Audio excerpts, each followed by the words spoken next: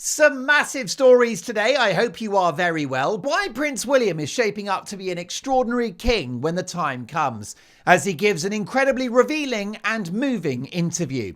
Plus, at the end of today's video, my troublesome neighbour's cat Reg returns, wreaking havoc and again making preparation for this show almost impossible. But first, speaking of troublesome neighbours, the Duke and Duchess of Sussex have been characterised as the neighbours from hell, as it's revealed that they've shunned the attention of friendly locals in Montecito, California, and do not participate in this thriving and privileged community. Now, this is all down to local journalist Richard Mineards, who sounds like a very impressive guy. Look, he's a journalist. He is a seeker of truth and justice. I mean, what do journalists do? They look at the facts and they make an analysis and they advise their readers or their listeners as to what is actually going on. We need journalism. Journalism is critical in a free society. And this guy, Richard Mineards, is a local journalist. So he's got his finger on the pulse of Montecito, which is, of course, where the Duke and Duchess of Sussex live. Now, this esteemed local journalist who understands the area, the history, the society, the community, and is very much a participant in Montecito life. You could say he's a local legend, but Richard Mineards has said that Meghan Markle keeps a controlled image and is very, very distant. Well, you and I are not surprised about that. We know that Meghan has a controlled image. Her TV show was scripted. None of that was real. Her own father, Thomas Markle, said everything that Meghan does is fake. She's just not a real person. That's her own father. He should know. And Richard Mineards, this local journalistic legend, has said that Meghan does not play the community game. Oprah Winfrey, who, by the way, is a billionaire. Oprah Winfrey, talk show host, billionaire, broadcasting icon. She shows up to local charity events, and Richard Mineards says that Meghan doesn't. Can we just compare Oprah Winfrey to Meghan Markle for a second? Oprah Winfrey changed the face of broadcasting with her very revealing talk show in which people went on and talked about family problems. She was a curator of great literature, of great books. She's America's queen of self-help. She's a woman of colour and has achieved so much in her life. She's an amazing lady. And Meghan Markle is not. Meghan Markle is a Z-list actress who married a prince. So there's a world of difference. And yet, Oprah, who has a media empire and is sitting on billions of dollars. I mean, Oprah is a player. Oprah has power. For example, if she recommends a book, it sells 1 million copies straight away. Oprah's seal of approval makes and breaks careers. Look at Dr. Phil. I'm a big fan of Dr. Phil. A real common sense self-help guru, psychologist, therapist, a lovely man, a no-nonsense individual. She made him a star because she was a fan of his. I think that he actually advised her. He was a therapist to her when she was going through lots of difficult times. She loves Dr. Phil. She puts him on her show. He then becomes a very successful talk show host and author in his own right. It is the Oprah effect. Everything Oprah touches turns to gold. Not the case with Meghan Markle, who, let's not forget, has just closed down her business, which has been open for 8 weeks. As ever, it's gone. Yes, the website's there, the brand name, but she claims that her jam sold out in 45 minutes. There will now be no new product until 2026. It's gone. It's over. So Meghan doesn't know anything about making money, about broadcasting, about changing the face of anything other than her own makeup. Whereas Oprah Winfrey is a revolutionary. Oprah Winfrey has got time to participate in local events in Montecito, and Meghan doesn't. Oprah's busy. Oprah is the queen of US broadcasting, and she's got time to turn up to the craft market and the farmer's fair. Richard Mineards, this local legend, also accuses the couple of refusing to open their home to a very elderly neighbour who's lived there for years, who wanted to hand over a keepsake of Montecito, allegedly trying to deliver a documentary to the Sussexes, but never got past the gate, couldn't get his little documentary over to the Sussexes. They weren't interested. this poor little old man, this geriatric, hello, I've just come round to give the Markles a little historic document of Montecito. Poor little old man, this tiny little 3-foot-high character with a walking stick. Oh, hello there. Rings the bell. And they won't open their doors to this poor little decrepit character, this tiny Shakespearean figure, this almost like a troll, something out of Lord of the Rings, this diminutive, one-eyed little character. Oh, g'day. Hello there, everybody. I've got a historic document to share with the Sussexes about Montecito. And they don't let him in. I mean, seriously. Because, you know, you've got the cameras, haven't you? When the doorbell goes, then in their mansion, a little screen comes on in their house, and they have a video image of who's rung the doorbell. And it's this tiny little man that's been living in Montecito for years and years and years. He's a local historian. This is not a crazed fan. This is not a stalker. This is just a sweet old guy. It's a senior citizen who is doing something for his area and wants to share some information about Montecito with its latest residents. Not its best known residents, because I'll tell you who lives there in just a moment, but its latest high profile residents. The poor guy doesn't get past the gate. You could at least send an assistant down, because Harry and Meghan have a staff of thousands. So you could send the help to come down to the gate and say, oh, hello, lovely to meet you. What would you like? How can I help you? And he's like, oh, I got to give the Markles this little document about the history of Montecito. That's all he wants to do. This tiny, tiny man, barely the size of a cup of tea. That's how tall he is. You could keep him in your pocket. This adorable little man. And I don't know what he looks like, but I'm picturing a long grey beard, sort of almost wizard-like, you know? Don't you think? And they can't give this guy the time of day. So you send the help down, don't you?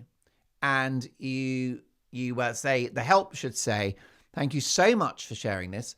I will give it to Meghan and Harry, and I'm certain they will enjoy it. Please, could you give me your contact details so that when they've had a time and a chance to look at your documentary, they'll message you and let you know what they thought. That is what a decent human being would do. But I hate to say it, Meghan and Harry, they're not decent human beings. They're not. They're a pair of selfish, vicious, bitter, narcissistic grifters. Oh. Is that a mic drop? I think so. Are you allowed to give yourself a mic drop on your own show? There we are. It's a shocking thing. I cannot believe that this poor old man was not acknowledged by the couple. I understand they don't have to answer the door themselves. Meghan doesn't have to go down to the gate. Hi, I'm Meghan Markle, and this is my husband, Ed. She doesn't yet. I don't expect that. A lot of Hollywood celebrities would not. But they can answer the doorbell to this man, send the help, receive the documentary. And what you would also say to the old man is that you can say, the Sussexes are very busy at the moment, but when they've got time, they'll take a look at your documentary. Please give us your contact details so that we can let you know what we thought. And the other thing you would say to the old man is they're very grateful and very touched that you've thought to reach out. They love living in Montecito. It's a beautiful place. Anyone that lives in Montecito is very privileged. And therefore, we're so grateful that you've shared this material that will help them celebrate this area in which they are now residents. That's what you say to the old man. What you don't do is not answer the door and send him shuffling home with his Zimmer frame. It's not right, with his long beard dragging along the sidewalk, tripping over his long Lord of the Rings beard. It's not right. This is not how you treat an elder. But is that surprising? Look how Meghan treats Thomas Markle. He's an elder, isn't he? I mean, by the way, these days, 80 is young. I have a lot of older viewers. How are you? Who, let me tell you, have incredible energy and intellect and still look gorgeous, I've got no doubt. In fact, I don't say I have no doubt. I know that to be the case. Because in the comments for this show, I can see your name very often, and I can actually click. Some of you have got your picture on the thumbnail of your comments, and I can see how gorgeous you are. I probably have NGL, that means not going to lie. I probably have the most attractive YouTube audience in the world. You guys are gorgeous. And do you know what? You talk a lot of sense. We're building a community here. I love it. And 80, so 80 is not old anymore, but it does mean, you know, you're in the winter of life, aren't you? And Meghan has thrown Thomas Markle away. And now she's thrown away this sweet little tiny, diminutive, pint-sized little man. Turned him away at the door. And he probably had to get on a stool to reach the doorbell. Or a stepladder. He probably had to scale some kind of device just so his face could actually reach where the camera was and get the button. And so, no, it's not right. It's not right. If you're a decent person, someone answers the door, they take the package in and they thank the individual, they get his details. And then what the couple should do, if they're serious about Montecito and how lucky they are to live there and how much they love it, they should sit and watch the video. I don't know. I think it was a little like video documentary. So it's probably a DVD. Although given this guy was a senior citizen, it might have been a VHS or could even have been reel to reel. Who knows? Who knows what the format was? Could have been on 35 mil. They might have needed a projector from old Hollywood just to get the thing going. But either way, you watch the documentary. And then what you do is you send the guy a little note. And I would suggest a gift parcel. Maybe Meghan could send some of that wretched jam of hers because she stopped selling it. So there's clearly, she's got a few jars lying around at home because the As Ever brand is now over. So there's a bit of inventory lying around. Why couldn't she send the old guy some strawberry jam, which I will admit he might not enjoy because I would imagine it's disgusting anyway. And also I'm a bit worried about his diabetes. He's an older man. We know about metabolic syndrome in older folk. But it would be a gesture, wouldn't it? What I don't think she should do is send him the flower sprinkles because that could finish him off. Because I believe those flower sprinkles to be toxic. I don't think we're supposed to eat flowers. And have you ever seen a human being just walking around guzzling tulips? I don't think so. Or roses. You're not supposed to eat flowers. And you definitely don't give flowers to an elderly documentary maker in Montecito, California. This poor little man, who is the size of an atom, that's how small he is, he never got past the gate. This is obscene and disgusting. And can I give you a story that will place that anecdote in great contrast? And it is actually about Sir Elton John. And he's, as you may know, he's a favourite on the show. I consider Elton John to be a Mark Dolan show icon. We big up Elton John whenever we can because he's an extraordinary artist and an amazing human being. So I was reading a biography of his the other day.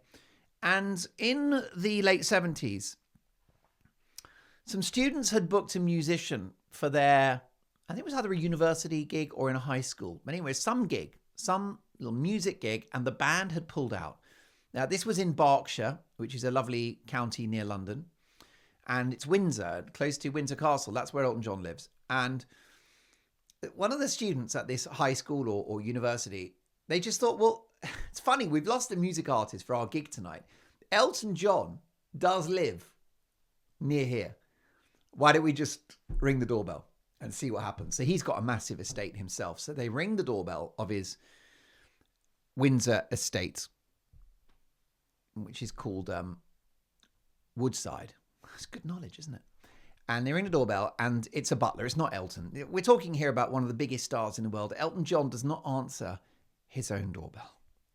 But they ring the doorbell and there is an answer. This, by the way, was in the 70s, early 80s. So you don't have the video camera, just audio. And the student rings the doorbell. This is a true story. This is a bona fide true story. The student rings the doorbell and the butler goes, "Good afternoon. Elton John's residence. How may I be of assistance?" And the student goes, "We're promoting a gig tonight at our college and the main artist has pulled out. It's a crazy question, but would Mr. John," because he was Mr. John in those days, "consider performing for us?" And the butler went, "Please wait there, please." And about 15 minutes go by. And at this point, the student is losing all hope, standing on a main road in front of the gates of Elton John's vast Windsor estate. By the way, this Windsor estate, Woodside, was built by Henry VIII for one of his lovers. That is a mic drop, isn't it? You're so rich, you can just build a mansion for one of the women that's in your life, one of the many women who give you a degree of pleasure. That's the great thing. One of the many advantages of being a king 200, 300, 400 years ago was the ability to build houses for your lovers. I mean, that is not bad, is it? Well done, Henry VIII. What a clever guy. Also, he was pretty good in war, you know. Henry VIII, England won a lot of wars on his watch. We don't have that kind of leadership now in the United Kingdom. That's why we're in decline. We don't have a figure like Henry VIII to lead the country to glory. So, 15 minutes pass. Butler comes back on the speakerphone. It's a true story. And says, yes, Mr. John will be available. He requires an in-tune piano. What time is he required to be there? Elton gets there at 7 o'clock, gives them a 2-hour show. That's the end of the story. I mean, oh my goodness.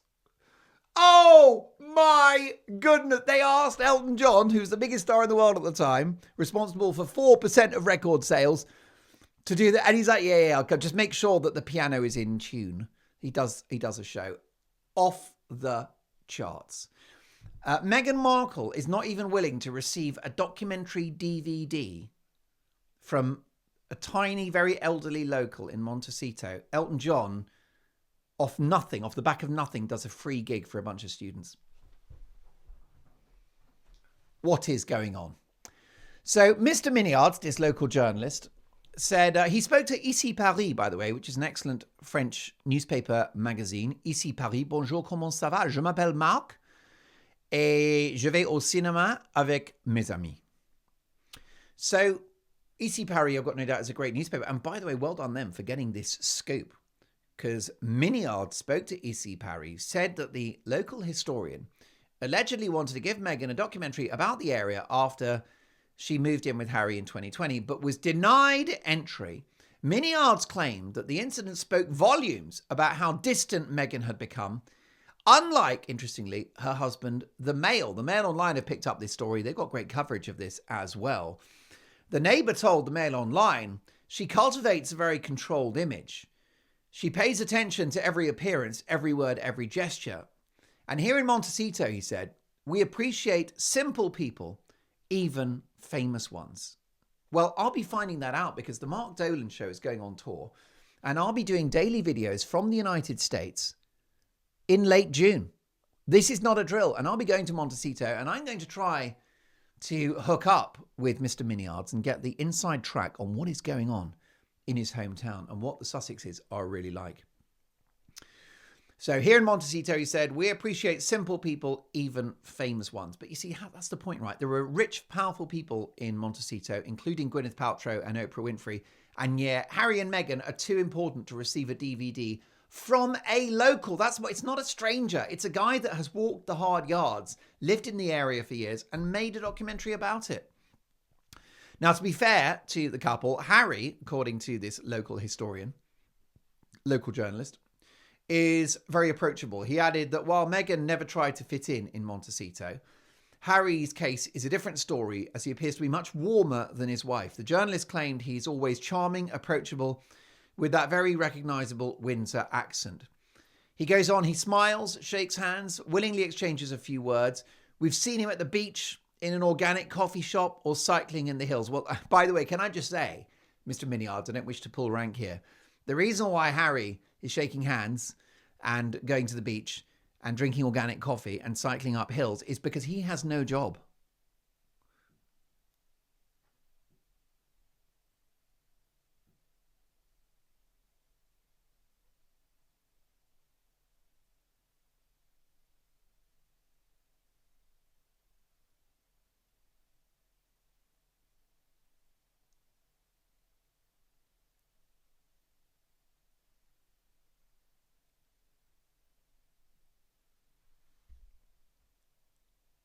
Harry has no job. Harry doesn't have a job. Of course he's got time to go to the beach and go to an organic coffee shop. By the way, why can't he go to Starbucks? Why isn't Starbucks good enough for him? The vibe is quiet, luxurious, low-key, often called Beverly Hills by the beach, but without the paparazzi circus. Property prices run into millions. It's a Mediterranean climate, gated privacy, ocean views, spa resorts, hiking trails, and celebrity-proof restaurants where they can be safe and happy and relaxed. That is how lucky Harry and Meghan are to live in Montecito. They are among the privileged 8,500 people. And yet they moan about their terrible life. And they lecture us about climate change whilst they live in an air-conditioned mansion with a swimming pool, a spa, a sauna, and reportedly 16 bathrooms. And they complain about their life. And Harry manages, living in this heaven on earth, he manages to be the world's least happy millionaire. It's been reported by a Santa Barbara realtor speaking to the Times newspaper that Montecito is a place where people go to disappear. If you don't want to be seen, this is your town. So you get basically all the luxury, none of the hassle of being in LA. So who lives there? Well, Prince Harry and Meghan. They've got an incredible home, as we know, rose garden, playground, guest cottage, chicken coop where Harry lives. And that is massive. You've also got Oprah Winfrey, who does live there, on a 70-acre estate known as the Promised Land. Ellen DeGeneres and Portia de Rossi used to live there before they came to Britain. Could you please take them back? Would you mind taking Ellen back? Because Ellen is a talk show host who pretended to be this lovely, fluffy, gorgeous human being. Crazy woke, crazy politically correct, really right on. Such a lovely, wonderful human being who, it turned out, reportedly was a vile boss that reduced staff members to tears and made their life a misery. It killed her career. She doesn't have the talk show anymore. And the reason why I'm triggered by this woman is because don't pretend to be something you're not. Okay, so Simon Cowell, Piers Morgan, Jeremy Clarkson, Anne Robinson, do you remember her, quiz show host? These people have a very abrasive public persona. Even the President of the United States, these people, they don't pretend to be nice and fluffy, do they? But so love them or hate them, at least what you see is what you get. I don't like it when it's the opposite, when celebrities pretend to be really nice and kind and caring, and then they are vile and horrible. And that's certainly, those are the reports about Ellen DeGeneres. I'm happy to be proved wrong. Ellen DeGeneres, if she was here, would say that she's a lovely person and that she's done so much good for her staff. But the reports would suggest otherwise. And now we've been saddled with that too. Ellen and Portia. I'm sure Portia's lovely. Poor woman. What was she thinking, marrying Ellen? But Ellen is now in the UK, moaning about her terrible life, moaning about the US president. It's like, you don't even live there now. Get over it. Ellen DeGeneres has become our problem. And I wouldn't mind sending her back. But anyhow, she used to be in Montecito and loved the area. She said, it's heaven. We live in paradise. Ariana Grande, the lovely singer. I don't know any of her songs, but she's a talented lady. She's very slight, isn't she? There's nothing on her, Ariana Grande, but she's rocking a Titanic talent. She's got a $7 million Tudor-style home there, which she bought in 2020. Gwyneth Paltrow's there in a $5 million Montecito estate. She said, I feel most at peace when I'm here at home in Montecito. Rob Lowe, do you know him? Very handsome actor. Was in Montecito for 20 years. Sold his estate. Do you want to know how much he sold it for? Rob Lowe. $45 million. He said, Montecito is magical. I raise my kids here. It's private. It's pristine. Yeah, so is your bank account, Rob. Wow. $45 million. The drinks are on him. He can afford organic coffee, can't he? Katy Perry and Orlando Bloom bought a $14.2 million estate in 2020. By the way, real estate prices, $14.2 million in 2020. That's 17 or 18 million now. Could be 20 because Katy Perry has lived there. She's a popular young artiste. And who else have you got? You've got Jennifer Aniston, bought Oprah's guest house in 2023. Cameron Diaz, who I met, by the way, lovely lady. I interviewed her on a film show. Very charming lady, very beautiful. Piercing eyes. Scandinavian look. And not threateningly beautiful, just a fine-looking woman and a great artist. Cameron Diaz, I like her. Kevin Costner owns a nearby ranch estate. He's been through a messy divorce. We should mention that at some point. That was ugly. Basically, his wife, his ex-wife, is a nobody with no money. She's dirt poor. She is dirt poor. And she falls in love with Kevin Costner, because let's be honest, if any of us were single, we would all fall in love with Kevin Costner, who's worth well over $100 million. It's quite easy to fall in love with someone of those means.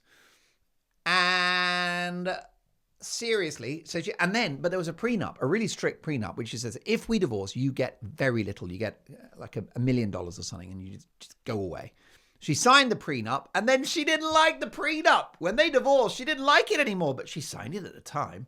Then she didn't like the prenup. Kevin won that battle. She got a few million, but not much. Jeff Bridges lives there. Drew Barrymore, he's a lovely person, a great talk show host, much better than Ellen. And she's got this habit, Drew. She kneels down next to her guests, and she's very tactile, which is not a problem. I mean, it would be a problem for me as a man, because in post-Me Too, you get too handsy with your guests. It's a red flag, but Drew can do it, and more power to her. Julia Louis Dreyfus, Julia, it's got a hard name to say, Julia Louis Dreyfus from Seinfeld and Veep is a part-time Montecito resident. That's the thing. You can be so rich that it's not even your main home.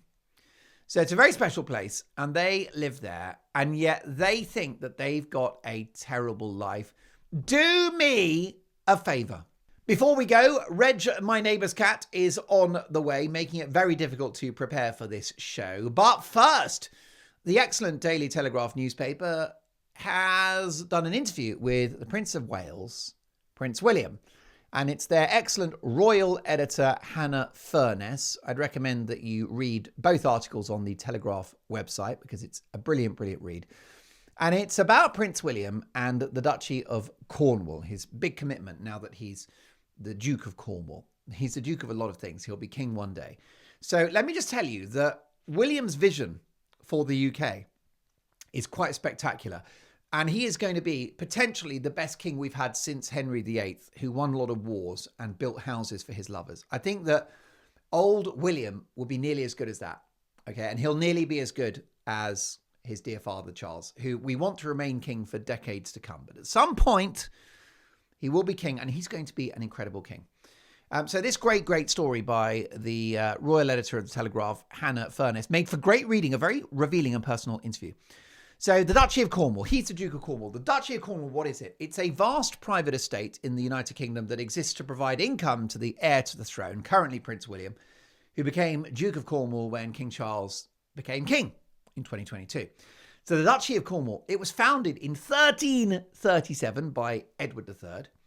And the purpose was to generate private income for the heir apparent to the British throne, so he or she could have some money coming in. William is the current Duke. He's the 25th Duke of Cornwall. The value of the whole area is around $1.5 billion. Annual income, $50 million. Size, 128,000 acres across 20 English counties. It is massive. It's gigantic. What it owns is farms, villages, businesses, homes, urban developments, including land in London, the Oval Cricket Ground, coastlines and riverbeds in Cornwall, Plymouth Harbour, Dartmoor. Properties, at least to the public, include important buildings for the National Health Service, the Army and schools. So actually, the Duchy of Cornwall has an infrastructural role in the UK. Commercial products like the new town Nansledan in Newquay. By the way, if you're going to start a new town, do you want to give it a complicated name like Nansledan? What a terrible name that is, Nansledan. Can I just say that I'm so worked up today, I might need some American-style air conditioning. It's not a good look, is it, for the host to be sweating like that? So they've got commercial property, they've got everything, right? It's massive. $1.5 billion worth of assets. The duchy is not government owned. It's a private estate managed separately from the Crown estate. It's brilliantly conceived. It is a great British creation, and it's steeped in history. The Duke receives income but must preserve the capital for the next generation. So William's not pocketing this. You're not keeping the money and then just cycling up hills and drinking organic coffee like his brother Harry. He puts the money back in for the community for regeneration. The income is tax exempt under law, but the prince voluntarily pays income tax on profits. He doesn't have to, and he does, because that's the kind of guy he is, and that's the kind of monarchy we have. It's managed by a professional team and publishes annual reports. And let me tell you that William, unlike Harry, is actually able to hang on to team members who love what they do are passionate about the project and really admire their boss. How unusual is that? When was the last time you heard anyone say that about the Sussexes, about the Duke and Duchess of double standards? Prince William began the day. So this is Hannah Furness, great royal editor at The Telegraph. She spent the day with William. How lucky is she? Because William, what a dreamboat. A handsome man, a fine man, a man of quality and intellect, a man of substance. And she gets to hang out with him for the whole day. That is quite something. And William begins his day at the vineyard near Bath. They got a vineyard. Sipping sparkling wine and engaging with local producers on soil quality and climate. This marks the start of a relaxed but purposeful visit to the Duchy of Cornwall land. And William, it's the beginning of the day, William is offered a glass of champagne. Did you know that English champagne is very good? Apparently we've got great soil for it. Some of our champagne is as good as the French champagne. Who knew? C'est une grande surprise à moi, mais je suis très heureux. And I think we've got chalky soil, which is good for champagne. Who knew? So English sparkling wine is not bad. And actually, if there's an English sparkling wine manufacturer that would like to advertise on the Mark Dolan show, they're very welcome. Message me through the website. So here we go. I thought you would never ask. This is what William said when he's offered a glass of bubbly, right? One of the team is like, well, this is your vineyard. Can we offer you a glass of English sparkling wine? And he said, I thought you'd never ask. Why?